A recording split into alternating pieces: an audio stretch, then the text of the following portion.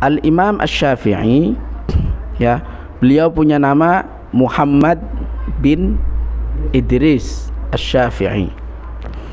Beliau bersambung nasabnya dengan Rasulullah sallallahu alaihi wasallam di Bani Al-Muttalib, ya. Muhammad bin Abdullah bin Abdul Muttalib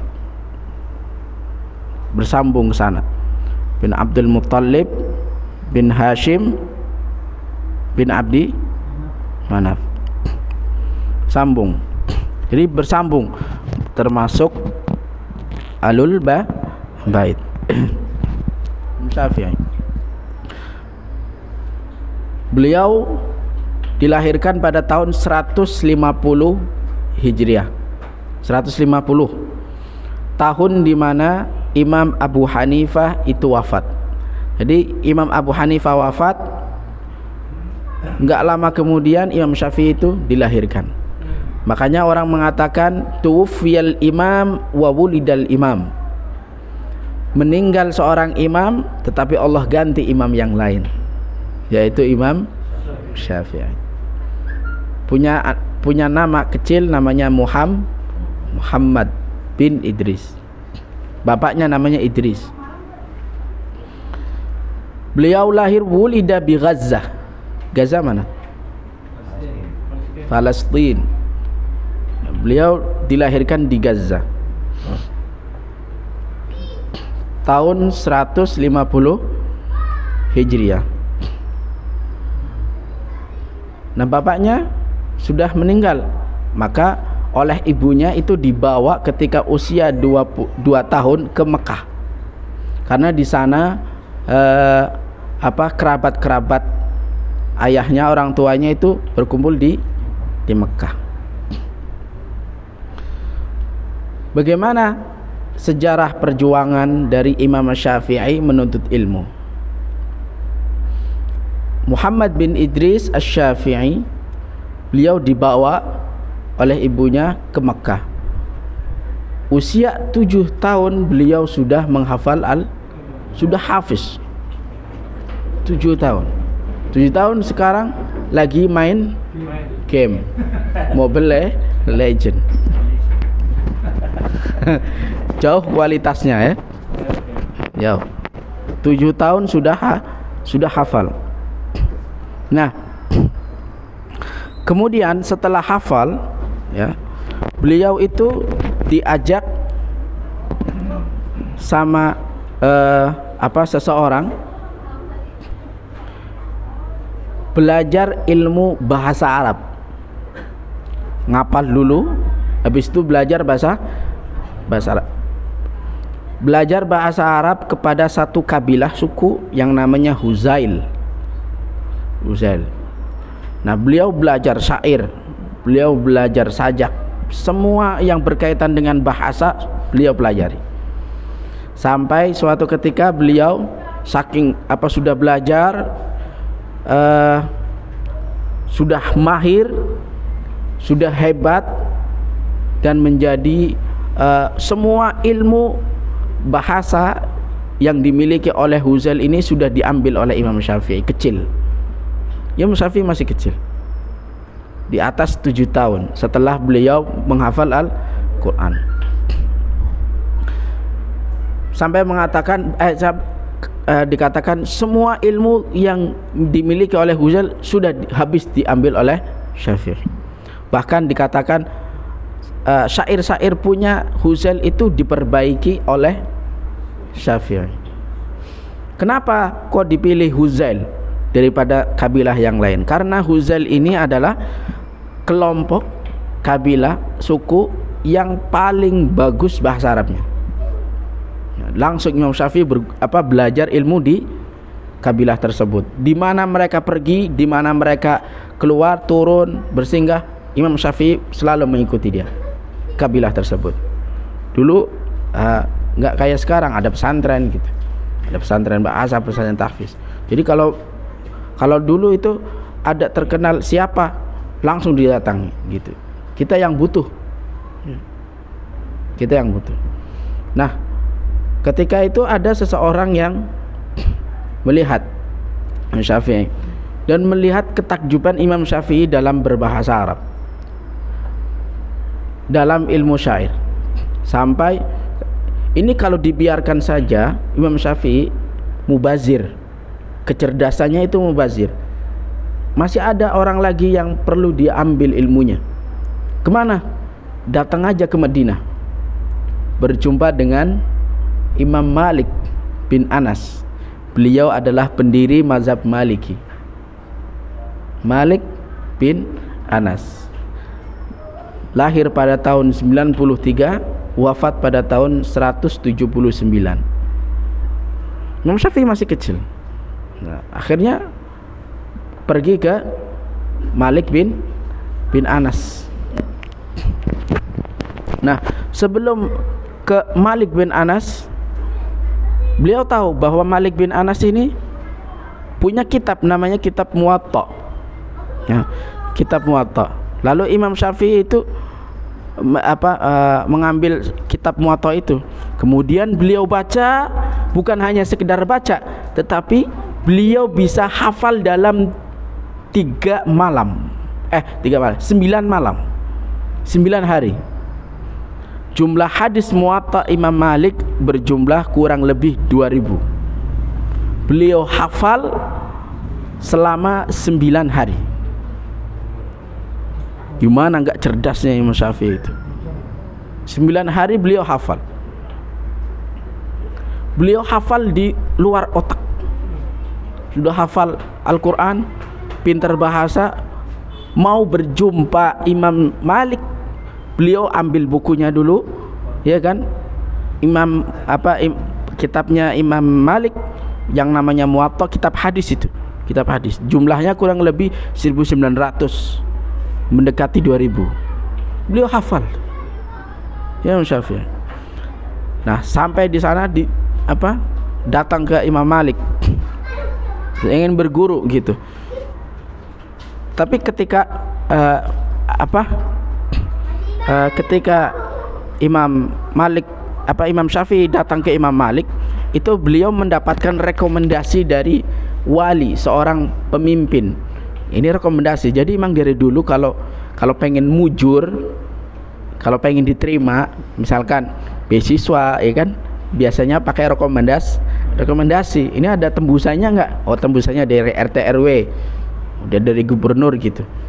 Dari gubernur, katakan gubernur lah, ya kan. Kemudian dibilangkan inna hadza rajulun, kata di tulisannya itu, ini adalah seorang pemuda yang hebat. Seorang pemuda yang hebat. Mungkin engkau bisa mengajarinya hadis. Rekomendasi tersebut yang dibawa untuk berjumpa kepada Imam Malik dilempar sama Imam Malik. Karena Imam Malik itu orangnya tinggi, terus berjenggot panjang. Beliau memiliki karismatik yang besar. Imam Malik, Imamul Madinah, Imam Malik bin Anas. Siapa yang nggak kenal Imam Malik? Keluar aja sudah punya wibawa. Jadi orang tuh sama Imam Malik tuh segan. Orangnya tinggi, berjubah, jenggot panjang, ya kan? Sekali melihatnya sudah nggak enak lah. Sekali melihatnya nggak enak. Tapi makanya ketika Imam Syafi'i datang, dikasih surat rekomendasinya dibuang. Katanya bilang, awa ilmu Rasulullah sallallahu alaihi wasallam yu'khadhu birrasail. Apakah ilmunya Rasulullah itu bisa diambil dengan secari kertas? Nggak bisa. Tapi dilempar itu, dibuang. Tapi Imam Malik ini punya firasat. Imam Malik itu punya firasat yang tinggi, yang tajam. Dia melihat, dia pandang Imam Syafi'i, Muhammad bin Idris ini, kemudian bertanya, "Mas muka, siapa namamu?" "Muhammad." Gitu. Muhammad. "Min aina?" "Ana min Qurasyyin Mutallibi." Saya dari bangsa Quraisy dan Muttalib, dari Makkah. Oh, iya. Kemudian dilihat sama Imam Malik, oh kamu itu nanti punya apa ya? Punya pengaruh yang kuat, pengaruh yang kuat besar gitu. Nah, nanti kamu pulang aja sekarang, nanti datang lagi bersama orang yang bakal membacakan kamu kitab Muwatta punya saya, kata Imam Malik. Lalu dijawab sama Muhammad bin Idris, sama Syafi'i, saya akan baca gitu. Enggak, saya sudah hafal. Dijawab sama Imam Syafi'i, saya udah hafal. Udahlah kalau gitu saya baca. Oh ya, kamu udah hafal? Coba baca. Dibaca sama Imam Syafi'i, karena kaget baru berjumpa sudah hafal gitu. 1900, 2000, mendekati 2000. Udah hafal, 9 hari hafal. Cerdas banget. Akhirnya ketika Imam Syafi'i memulai membaca, baru di situ Imam Malik terkagum-kagum dengan sosok Imam Syafi'i. Tadinya awal-awal membaca mau di stop, ternyata lama kelamaan keasikan dengan bacaan Imam Syafi'i yang begitu fasih, membacanya dengan bahasa Arab ya. Kenapa? Kitab dulu kan nggak kayak sekarang, Pak. Ada harokatnya. Kalau Bapak lihat buku hadis, itu semuanya hampir sudah berharokat. Kalau Bapak baca sendiri aja bisa. Dulu nggak ada. Dulu nggak ada harokatnya. Gundul. Yang sekarang nggak ada harokatnya paling penjelasan hadis tersebut. Kalau hadisnya ada harokatnya, coba aja cek. Beli kitab hadis, kitab Sahih Bukhari atau apapun, Muslim atau kitab Riyadhus Shalihin, ya itu ada harokatnya. Tapi dulu kan enggak. Nah, makanya disitulah akan ketahuan bagaimana kefasihan seseorang dalam berbahasa Arab. Ya, ternyata terkagum-kagum Imam Malik. Tadinya suruh pulang, nanti bawa orang yang bakal membacakan untuk kamu kitab Muwatta saya, ternyata bilang saya udah hafal Imam Malik. Kaget nih. Sudah hafal, baru datang sudah hafal, nyetor. Oke lah, akhirnya nggak jadi stop, sekali 2 kali lanjut sampai. Dan beliau membaca sama imam di depan Imam Malik hanya beberapa hari saja, sebanyak 2000 hadis, hanya beberapa saja. Makanya kalau baca hadis itu kan sebenarnya kalau baca hadis doang kan cepet. Nah, tapi Imam Syafi'i hanya kalau biasanya misalkan membaca hadisnya setahun, tapi sama Imam Syafi'i membaca hadisnya cuma seminggu. Itu kecerdasan Imam Syafi'i. Kemudian beliau pergi ke Mekah. Ya, saya singkat-singkat aja. Pergi ke Mekah, bertemu dengan mufti Mekah namanya Muslim bin Khalid Az-Zingi. Muslim bin Khalid. Beliau belajar ilmu fikih. Tadi sudah hafal Al-Quran, bahasa sudah, hadis udah. Sekarang belajar fikih sama Muslim bin Khalid Az-Zingi. Setelah belajar, pada usia Imam Syafi'i 18 tahun, Muslim bin Khalid, syekhnya, gurunya, beliau mengatakan, "Afti ya Muhammad. Sudah, sekarang kamu sudah nggak usah belajar, kamu menjadi mufti aja udah." 18 tahun sekarang lagi ngapain?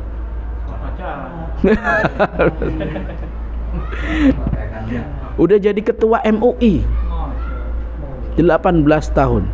Udah kamu nggak usah belajar, sudah layak udah kamu jadi fikihnya Mekah sudah dikuasai sama Imam Syafi'i di usia 18 tahun. Nggak suruh belajar lagi. Tapi Imam Syafi'i nggak puas. Akhirnya beliau kemana? Beliau pergi ke Irak. Beliau pengen belajar sama Imam Abu Hanifah, tetapi kan Imam Abu Hanifah sudah meninggal. Nah, di sana beliau ketemu dengan muridnya Imam Abu Hanifah namanya Muhammad bin Hasan. Nah, dengan beliau belajar ilmunya mazhab Hanafi. Nah, belajar ilmu. Maka dari itu, karena belajar mazhabnya Imam Abu Hanifah dan belajar juga mazhabnya Imam Malik, Beliau setelah selesai bertemu berguru dengan Muhammad bin Hasan di Irak, beliau mengambil keputusan menulis sebuah dasar-dasar ilmu fikih yang sehingga banyak muridnya. Di antara murid-muridnya adalah Imam Ahmad bin Hambal yang menjadi pendiri mazhab Ahmad bin Hambal, mazhab Hambali. Itu muridnya Imam Syafi'i. Itu hebatnya. Terus Imam Syafi'i itu meninggal di Mesir pada tahun 1999. Beliau pergi ke Mesir dan beliau di sana sampai beliau wafat pada tahun 204 Hijriah. Makomnya di sana. Alhamdulillah di sana itu terawat ya, makomnya terawat di dalam masjid. Di belakangnya ini misalnya kiblat, di samping kanan itu ada jalan, terbelok ke sana, belok kiri, terus lurus. Nah, di situ di ujung itu ada makamnya Imam Syafi'i di ujung. Nanti sebelum Imam Syafi'i sebelumnya itu ada makam Zakaria Al-Ansari, pengarang kitab juga dari mazhab Syafi'i. Itu ada. Insyaallah kita ziarah ke Mesir insyaallah. Gak Jawa dulu. Wali Songo. Insyaallah. Kalau program umroh ziarahnya ke Mesir. Nanti ke Imam Syafi'i insyaallah. Ya, Imam Syafi'i.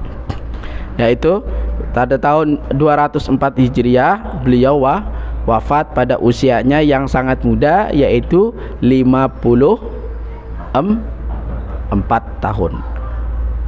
Imam yang muda yang meninggal pada usia yang paling muda di antara imam yang lain.